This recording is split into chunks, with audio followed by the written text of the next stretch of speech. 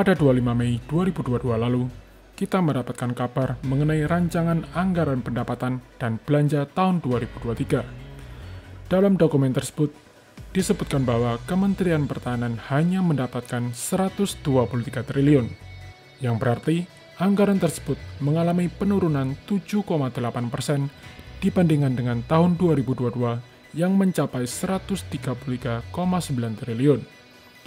Penurunan ini dilakukan bukan tanpa alasan, mengingat kondisi ekonomi dunia yang sangat dinamis dan tidak menentu.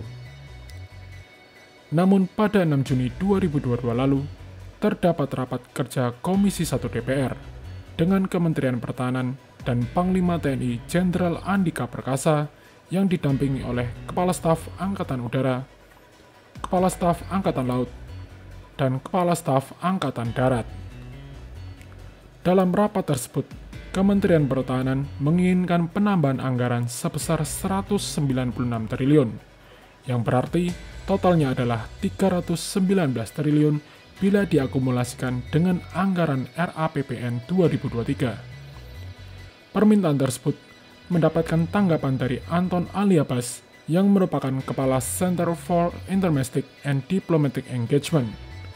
Ia mengatakan bahwa sangat sulit untuk memenuhi permintaan tersebut, apalagi Indonesia masih dalam tahap pemulihan ekonomi akibat pandemi COVID-19. Namun Komisi 1 DPR masih akan mendalami permintaan ini dan akan melaksanakan rapat kembali. Jenderal Andika Perkasa pun beranggapan bahwa pemenuhan MEF diperkirakan hanya mencapai 70% pada 2024. Namun berdasarkan rencana sebelumnya, Kementerian Pertahanan menginginkan MEF dapat terpenuhi secara 100% pada 2024.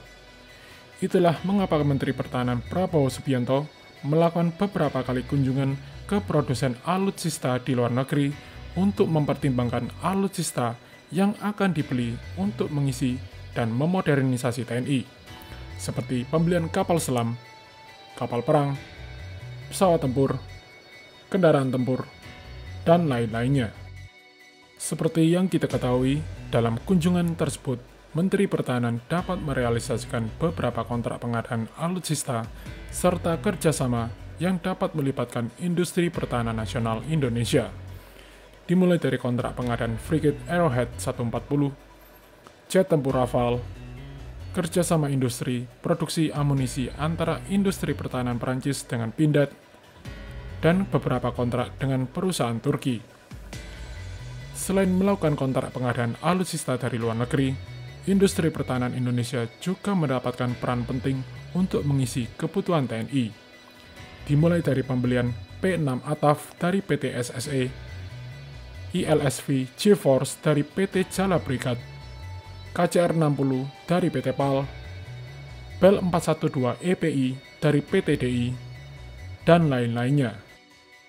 Selain terkait perihal pembelian alutsista, Menteri Pertahanan beserta Panglima TNI menyadari bahwa pemenuhan manpower TNI masih jauh dari kata ideal, sehingga beberapa tahun ke depan TNI akan berusaha melakukan penambahan manpower untuk memenuhi kriteria ideal tersebut.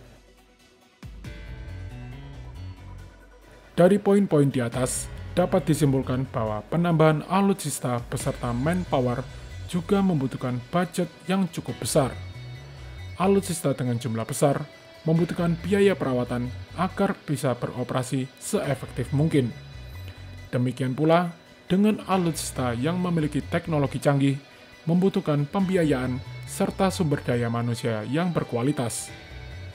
Guna mendapatkan SDM yang berkualitas, diperlukan pendidikan dan kursus untuk mencetak prajurit yang handal.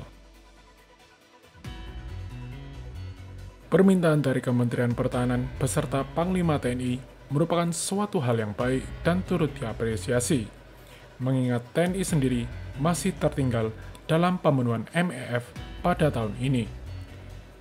Hal ini diakibatkan oleh keterlambatan pencapaian pada periode sebelumnya. Namun kita juga harus memahami bahwa kondisi pemulihan ekonomi Indonesia yang masih belum menentu, sehingga Kementerian Keuangan cukup sulit untuk merealisasikan permintaan kenaikan anggaran hingga 319 triliun ini. Selain itu, akan jauh lebih baik bila mana penggunaan anggaran oleh Kementerian Pertahanan dibuat menjadi transparan, sehingga masyarakat dapat mengetahui uang pajaknya digunakan untuk apa.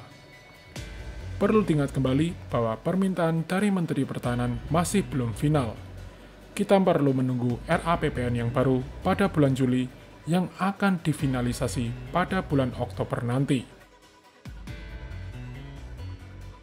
Jadi bagaimana menurut pendapat Defenders mengenai pengajuan tambahan anggaran ini?